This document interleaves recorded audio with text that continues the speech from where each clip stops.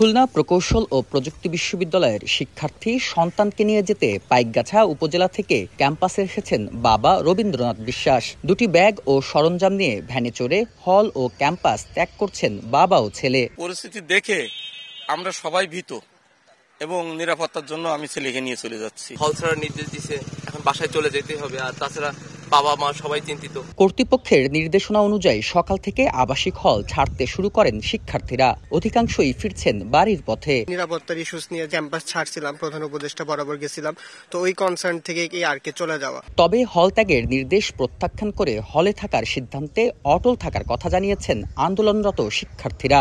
এখনো হলগুলোতে অবস্থান করছেন তারা। দাবি আদায় না হওয়া পর্যন্ত ক্যাম্পাসে থাকার ঘোষণা তাদের। এদিকে কর্তৃপক্ষ বলছে হল ছাড়ার জন্য শিক্ষার্থীদের কোনো প্রকার বল প্রয়োগ করা হবে না। নিরাপত্তার স্বার্থে তাদের হল ছাড়তে বলা হয়েছে। নিরাপত্তার স্বার্থে মঙ্গলবার বিকেলে সিন্ডিকেটের ৯৯তম জরুরি সভায় সকল একাডেমিক কার্যক্রম অনির্দিষ্টকালের জন্য বন্ধ ঘোষণা করা হয় এবং বুধবার সকাল ১০টার মধ্যে সকল শিক্ষার্থীদের হল ছাড়ার নির্দেশ দেয় কুয়েট প্রশাসন। ক্যাম্পাসের ২ গেটে পুলিশ মোতায়েন রয়েছে।